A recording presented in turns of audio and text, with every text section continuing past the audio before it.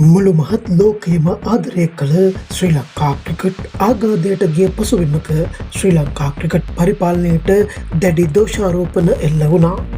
ශ්‍රී Lanka cricket තම ජීවිතයේ කොටසක් ලෙස ඇද බැද තබාගත් මේ ශ්‍රී ලංකා ක්‍රිකට් ප්‍රේක්ෂකයන් නිරතුරුවම ක්‍රිකට් සභාපති සම්මි සිල්වාගේ ඉල්ලා අස්වීම අපේක්ෂා කළා.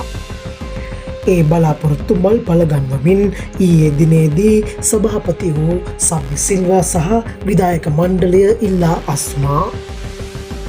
නව සභාපති සහ විධායක මණ්ඩලයක් පත් කරගන්නා තෙක් නව අතරපාලක කමිටුවක් ශ්‍රී ලංකා ක්‍රිකට් වෙනුවෙන් පත් වුණා. එහි නව සභාපති ලෙස හිටපු පාර්ලිමේන්තු මන්ත්‍රී එරන් වික්‍රමරත්න මහතා පත් වුණා. අනෙකුත් සාමාජිකයන් ලෙස ප්‍රශාන්ත් මහානාම, කුමාර සංගක්කාර, සිදත් වෙත්තමුණි ඇතුළු තවත් පිරිසක් එහිට එක් වුණා. වැටුණු අගාධයෙන් ශ්‍රී ලංකා ක්‍රිකට් ගොඩ ගැනීමට අභිනව සභාපතිතුමනි, ඔබතුමන් ඇතුළු කාර්ය මණ්ඩලයට ක්‍රිකට් හයිලයිට් අපේ සුභාශිංසන.